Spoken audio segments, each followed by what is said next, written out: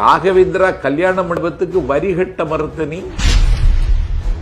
நீ நடத்திய பள்ளிக்கூடத்திற்கு வாடகை கொடுக்க மறுத்த உன்னுடைய மொழிக் கொள்கை என்ன?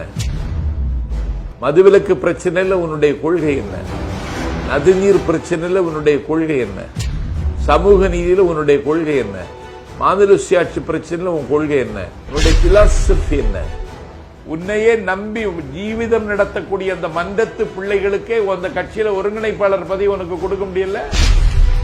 மன்ற நிர்வாகிகளுடைய நம்பிக்கையே இழந்துட்டியே நீ. மக்களுக்கு நம்பிக்கை நீ எப்படி பெறுவ? நீ ஒரு தப்பிலேயே ஒரு தற்குறியை தமிழ்நாடு முதலமைச்சராக பெற்றதுன்னு தானே பொருள்.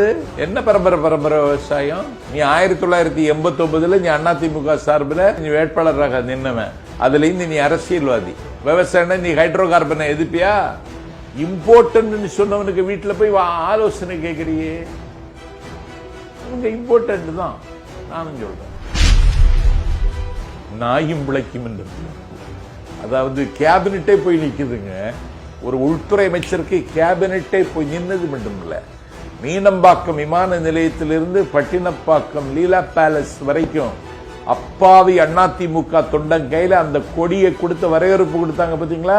அன்னைக்கு அதிமுகவுக்கு சனி ஆரம்பிச்சிடுச்சு. ஓ பன்னீர்செல்வம் ஒரு ஆட்காட்டி. குடிசைவாசிகளின் இதயத்தில் கொலுவிருந்தவர் மக்கள் திலகம் எம்ஜிஆர். எம்ஜிஆராலேயே செய்ய முடியலன்னு சொன்னா ரஜினிகாந்தால் செய்ய முடியுமா? நான் வெற்றி பெற்றால் தமிழ்நாட்டு மக்களின் வெற்றி, நான் தோற்று போனால் தமிழ்நாட்டு மக்களின் தோல்விங்கிறியே. நீதான் தமிழ்நாடா? எவ்வளவு ஆணவம், எவ்வளவு அகம்பாவம், எவ்வளவு அகந்தையில நின்றுட்டு நீ பேசுற. நீ ஆன்மீக அரசியல் என்பது இந்துத்துவ அரசியல் தான். நான் கேட்கிறேன், எந்த முட்டாளாவது கட்சி தொடங்குறதுக்கு முன்னாடி நிர்வாகி அறிவிப்பானா?